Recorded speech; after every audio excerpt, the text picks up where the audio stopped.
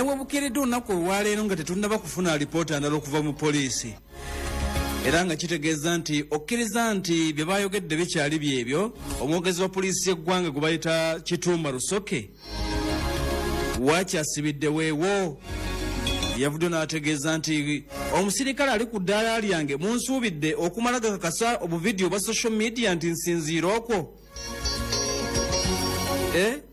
munsuubidde okumala gakakasa obuvidiyo bwe mulaga nti simanya ndi yabadde sasi yabadde kanisita nsinziira okwo. Nedda tukyanoonyereza kaakati tukyali ku kiri yaseerera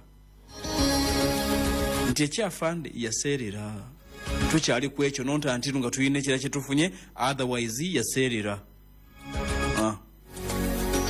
kyekyo mbagambye nti omanyi tubawa nnyo update bwe wabaawo ekikyuse nzija wano ne mbabuulira nti kaakati kino kikyuseemu era mubimanyi mwalinga wano nga mbagamba nti abataka okugenda bagenze naye tebannaba kumulaba, bali mu hoteri tebannaba kumulaba, batuuse wano tebannaba kumulaba, bwe baali bamusemberedde okumulaba ne babakaba.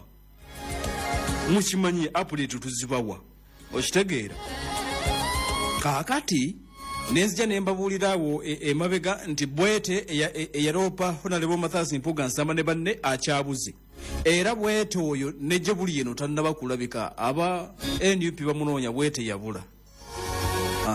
Update nayo njibawadde Bwete tannalabika. Kaakati era ne bukedde olunaku olwaleero poliisi nga tennaba kutuwayo kirala ekyasibidde ku kiri bwe kinaaba kizze n'akibabuulira ekyasibidde ku kiri egamba yaseeredde neyekoona ku mmotoka. Emmotoka erina fragments nti yaseeredde. Ripooti y'abasawo bajja kugyetaaga tebannaba kumanya oba fragments zaamubaddemu. Emmotoka eyokya kuba empale yabaddeko bbaani.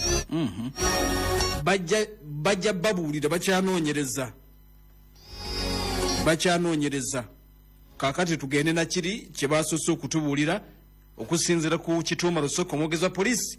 Tusooke tugende na kiri yaseerera n'agwa ku mmotoka nemusala nemufumbita nemuteekamu ne bufragments.